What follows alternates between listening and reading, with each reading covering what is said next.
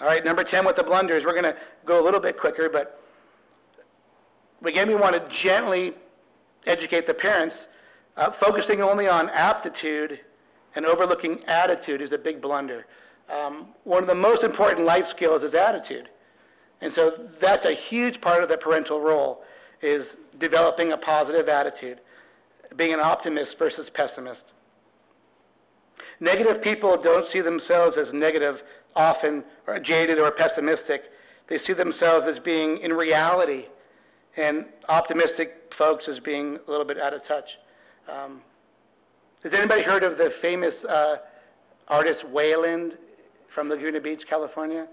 He makes a boatload with all these paintings, but anyway, Wayland's from my neck of the woods, Laguna Beach, California, and he talks about people are either motors or anchors. That's his boat analogy. And so, of course, we want to gently remind the parents not to be anchors. The fun part is anchors can become motors if they understand how to fix these things. So let's move on a little bit more with some more blunders. Misunderstanding choking versus panicking under stress. We hear this week in, week out, my kid chokes, he's the best athlete. So here's the phone call we always get. Hello? My child is by far the best athlete out there, but he never wins. So every day we hear that. But there's so much more than just who can stroke a ball. There's so much more info there. So let's go through this big one here. Choking is overthinking under stress. Here's the common scenario. The player's up 5-2. They're pretty darn excited. They sit down during the changeover. Now their brain starts to overthink. They start thinking about, man, did you see the size of that trophy over there? That's going to go right on the wall in my mantelpiece. I'm going to move these books. I'll put them in the closet. I'll get rid of this bowling trophy because I don't need that anymore. Now I got this big tennis trophy. They start thinking about what are their parents going to say? What are their friends going to say? What's their ranking going to go to when they beat this little jerk? And now guess what? 5-2 is now 5-all because their head is nowhere near their performance goals of what do I need to do just to close out this match? So overthinking is a part of choking. So the second is panicking, and we've all seen it, and maybe some of us have done this, but you make an unforced error and you start to get upset. You make 2 more. Now you're really a little bit upset. You start walking faster and faster. You don't even think. You don't do any rituals. You just walk up to the stupid line and serve again. Panicking. Now, panicking, man, that's different than choking. So I think it's important that the parents need to know that terminology, especially if they're not going to be able to afford having you as a coach at the tournament. Not seeing stumbling blocks as stepping stones. So can a sprained wrist actually progress them up a level? And the crazy answer is yes. So a quick little story. Molly Kalowski, we'll call her. Her parents called me and said, we cannot do any tennis for 6 weeks. Molly sprained her left wrist. And I said, no, wait, this is great. We can work on her speed, her agility, get her stamina up. We can work on her drop shots, her volleys, and her slice backhand. And of course, when Molly heard that, she was pretty upset because she thought she could lay on the couch and eat ice cream for 6 weeks. But 2 months later, Molly wins a national title and beats a girl she's never, ever beaten. She beat a pusher retriever because she was able to use a drop shot. She brought her in and then was able to pass her and lob her. And the only reason why Molly won that title, because she sprained her wrist. So when your junior players have an injury, I'm sure you can find things to work on.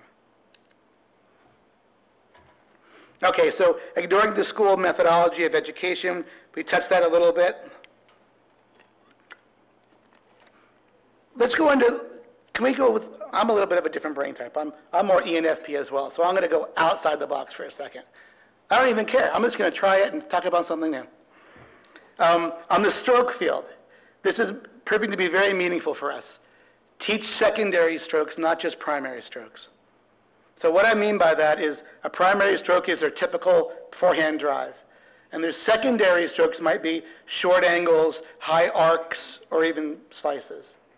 So the analogy we use all the time is painting. World-class painters don't just have a primary strip of primary paint. They don't just have one black, one brown, one green, one yellow. World-class painters use secondary colors.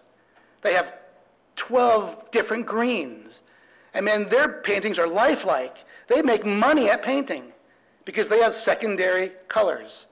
And the best junior players, I think we're at, in the last 8 years, our players have won 60 national titles.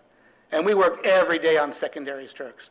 How many coaches here have players that hate playing moonball pusher retrievers? Quick show of hands. Okay, so universal, right? Moonball pushers have all the trophies. It's clear everywhere you go, right? They have it. If you don't have short angle, we call them little side door shots, to get the little retriever goalie away from the goal. So we use a soccer analogy. You have to get the goalie away from the goal to score a goal. If you don't have a short angle side door secondary shot, you're in trouble. If you don't have a moonball approach shot to swing volley, which are secondary shots, you're in trouble.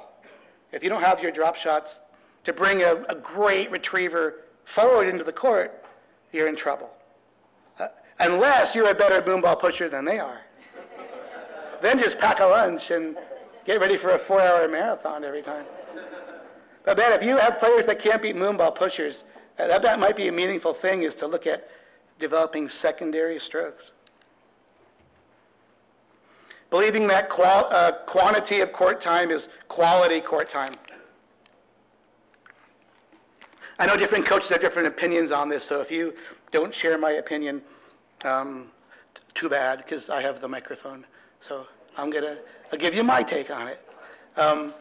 So this is big, though. If your junior player cannot handle beating moonball pushers, how is going on the court 4 hours a day and booming the ball back low and hard ever going to help develop the skill set needed to beat a retriever? And the answer is it's probably not. So it might be meaningful to look at the quality of lessons. And this is big with tennis parent organization. They need to know that it's not just feeding balls right to the player that's going to help. It might be doing more live ball drills. And so tennis is a game of keep away, not a game of catch. We use that phrase a lot in our workshop.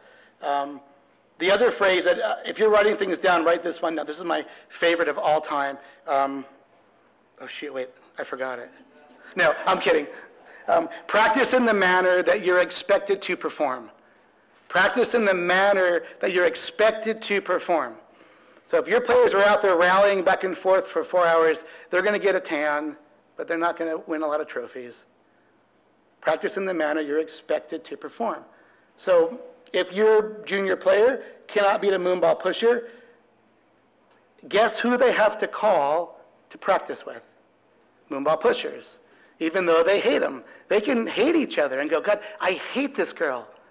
But they need that practice set. So it's meaningful.